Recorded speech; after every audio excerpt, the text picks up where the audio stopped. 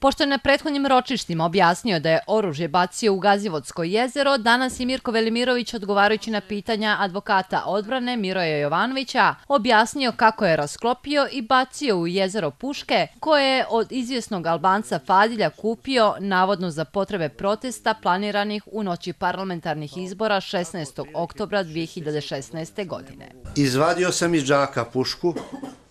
Ima nazad, znači gore gde je taj poklopac, ima dugme jedno koje se stisne taj feder. Kad gurne njega, izvadim taj poklopac, bacim poklopac njega prvo, pa posle izvadim taj feder, jer on ima kao zarez neki, izvadim njega, bacim, pa posle izvadim zatvarač, udarnu iglu, kako se, izvacim nju i bacim. Kad to bacim posle celokupnu pušku.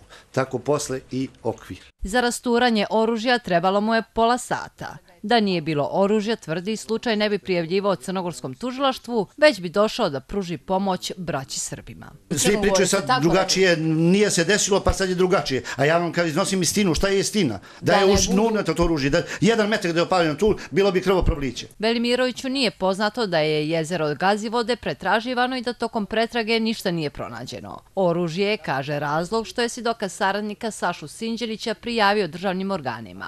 Ipak nije strahovao da bi izvisni Fadilj mogao uraditi isto i prijaviti njega kosovskoj policiji. Nisam, jer sam znao da to je velika para u pitanju, zarada je dobra i znao sam da neće uraditi. Nisam strahovao da bi Fadilj. Osim odbrane, i svjedok bi volio da nađe Fadilja. I meni je u interesu da ga nađem njega. Meni je u interesu da nađem Fadilja. I ja bih voleo da nađemo tog čovjeka, da i on dokaže da jeste to istina što ja sam mislim.